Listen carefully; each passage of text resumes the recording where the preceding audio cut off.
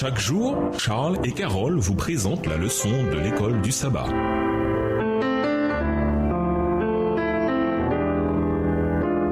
Bienvenue dans votre émission. Dieu nous parle. Nous voilà à la leçon de vendredi. Pour aller plus loin, nous vous invitons à lire dans le livre Patriarches et Prophètes aux pages 11 à 21, le chapitre L'origine du mal, et aussi dans le livre La tragédie des siècles aux pages 433 à 456, livre écrit par Ellen G. White. Il n'y avait aucun espoir possible de rédemption pour ceux, certains et ses anges, qui avaient été témoins et qui avaient profité de la gloire inexprimable du ciel, et qui avaient vu la redoutable majesté de Dieu, et qui, en présence de toute cette gloire, s'étaient rebellés contre lui. Il n'y avait aucune démonstration nouvelle et merveilleuse de la puissance exaltée de Dieu qui pouvait les impressionner davantage que celle qu'ils avaient déjà connue. S'ils avaient pu se rebeller dans la présence même de la gloire inexprimable, ils ne pouvaient être placés dans une condition plus favorable pour être éprouvés. Il n'y avait en réserve aucune puissance. Il n'y avait pas non plus de hauteur et de profondeur de la gloire infinie plus grande pour vaincre leurs doutes jaloux et leurs murmures rebelles. Leur culpabilité et leur châtiment doivent être proportionnels aux privilèges exaltés qui étaient les leurs dans les parvis célestes. Extrait du livre Plan of Redemption, Plan de rédemption, page 21, écrit par Ellen G. White. Dieu et le Christ ont prévu dès le commencement l'apostasie de Satan et la chute de l'homme, amenée par le pouvoir trompeur de cette apostasie. Dieu n'est pas l'auteur du péché, mais il en a prévu l'existence et il s'est préparé à faire face à cette terrible éventualité. Si grand était son amour pour le monde qu'il s'est engagé à donner son Fils unique, afin que quiconque croit en lui ne périsse pas, mais qu'il ait la vie éternelle. Jean 3, le verset 16. Texte tiré du livre Jésus-Christ, au chapitre 1, à la page 14, livre écrit par Ellen G. White. À méditer, en classe, confrontez-vous à la question de savoir si, en définitive, Dieu est responsable de l'origine et de l'existence du mal de notre monde. Comment peut-on tenter de répondre à cette accusation? En quoi la croix satisfait-elle notre compréhension de toute cette question du mal? Pourquoi la croix et ce qui s'y est joué doivent-ils être au cœur de toute tentative de compréhension de l'origine du mal? Après tant de millénaires de péché et de souffrance dans notre monde, Satan devrait être à présent pleinement conscient des conséquences tragiques de sa rébellion. Alors, pourquoi persiste-t-il dans sa rébellion contre Dieu? Dans Matthieu 5, les versets 43 à 48, Christ parle de l'amour inconditionnel de Dieu pour tous les humains comme étant le modèle de toutes nos interactions. Comment refléter ce modèle plus fidèlement dans votre famille et votre Église? L'apôtre Pierre nous met en garde. Le diable rôde comme un lion rugissant, cherchant qui dévorer. 1 Pierre 5, verset 8. Lisez également Éphésiens 6, les versets 10 à 20. Comment l'emporter sur les ruses du diable? Éphésiens 6, verset 11, version Bible en français courant. Au revoir. Et à demain si Dieu veut.